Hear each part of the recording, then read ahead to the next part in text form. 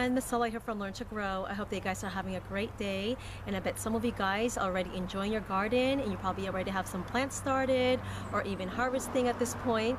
Some of us, including myself, are still waiting for warmer weather. We still have about 4 more weeks of frost, and I'm in the Pacific Northwest Zone 8. In the meantime, I'll be doing a lot of prepping in the garden. So today I want to share a couple simple methods you can do at home on how to test your garden soil. So if you are a new gardener or if you're planning on expanding your garden, these are simple methods that you can do without any kits or equipment. Now, if you're concerned about chemicals and pollutants in your soil, make sure you take a sample and send it to your local lab for more thorough testing.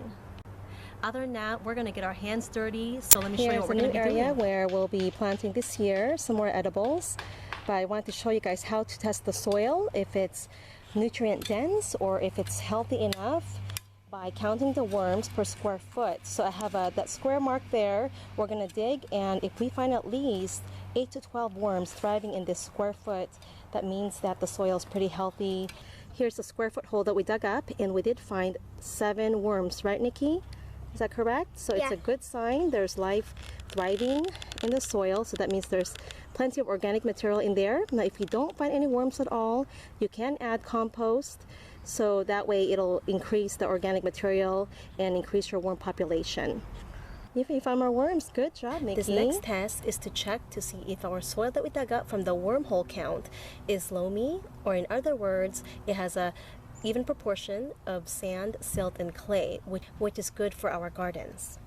But first thing before I do the test is I want to show you this idea that I got from Marty from Marty's Garden. He has a YouTube channel, and is to scratch your nail on a bar soap. That way, before you get your hands dirty, your nails will be filled with soap and the dirt won't get under your nails. Now, I have short nails, so I generally don't get a lot of dirt under my nails. But if you have longer nails, you can scratch a little bit of soap, since it's kind of waxy and it stays under your nails there, and they can play in the dirt. That way you can keep your nails clean. So I think it's a really great idea. Again, this is from Marty's Garden. I'll provide his link below. He's very helpful. He has a lot of great and informative videos on organic gardening. Soil, so it has a texture of putty or Play-Doh, so you don't want it to be too wet where it's dripping, so kind of like this consistency here. I told you we're going to get our hands dirty. So what we're going to do is squeeze the soil and watch for the ribbon it forms as I squeeze it. If the ribbon is at least 1 inch to 1.5 inches long of soil, it is loamy, so it's evenly proportioned with sand, silt, and clay. If the soil does not hold any shape, that means it's too sandy. If the ribbons are at least more than 2 inches or longer, that means it's got too much clay. So as you can see, I'm squeezing the soil and they're breaking at least about 1 inch, 1.5 inches. This is a great sign. That means my soil is loamy, which will provide good drainage for the garden and will also be great at retaining nutrients for the plants. The next test we'll be doing is we're going to test the area for proper drainage where we're going to put our new garden. So this is the same hole where we dug up the worm for our worm count, and this hole is 1 foot deep. So we're going to pour some water in. As long as the water drains within an hour, that means we have a proper drainage in this area. If it takes longer than an hour to drain, we might have to find a different spot to plant our garden.